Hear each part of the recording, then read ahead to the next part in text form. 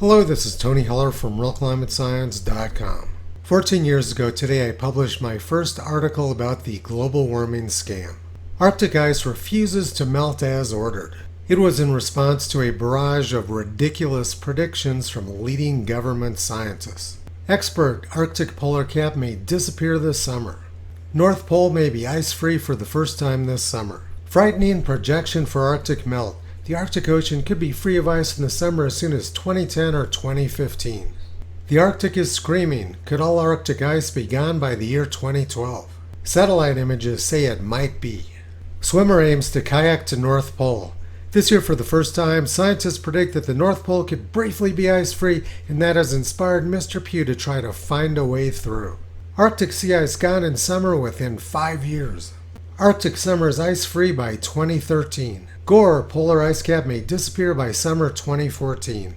The U.S. Navy predicted the Arctic would be ice-free by 2013 and then said their prediction was too conservative. The Democrats' favorite climate prophet, Dr. James Hansen of NASA, predicted the Arctic would be ice-free between 2013 and 2018. But their predictions didn't do too well. Arctic sea ice extent is in the normal range and is the highest for the date in 13 years. Sea ice extent is higher now than it was in 2007 when Al Gore was given the Nobel Prize. The surface mass balance of Greenland is once again above average this year for the fourth time in the last 6 years. In 2017, 2018, last year, and this year, the surface of Greenland gained more ice than normal.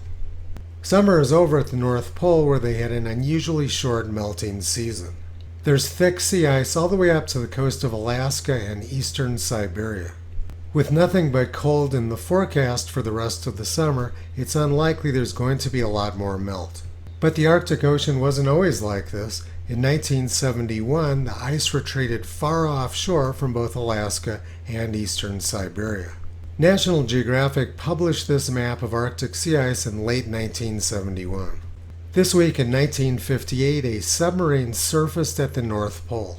The New York Times wrote about it, said the ice was very thin, and predicted that within the lifetime of their children, the Arctic Ocean may open, enabling ships to sail over the North Pole. But today's Arctic shipping map shows that there aren't any ships sailing over the North Pole. There are a few tankers off the coast of Siberia, aided by icebreakers. Last year, many of those ships got trapped in the ice in the autumn, and the press, of course, blamed it on climate change. In 1958, the New York Times predicted the Arctic would be ice-free within a generation, and now they say the Arctic is melting faster than expected. The press has zero integrity and no interest in science or history. They're pushing an agenda to demonize low-cost, reliable energy, which billions of people around the world depend on to survive. And the Nobel Prize is being awarded to people who lack the necessary skills to win a middle school science fair.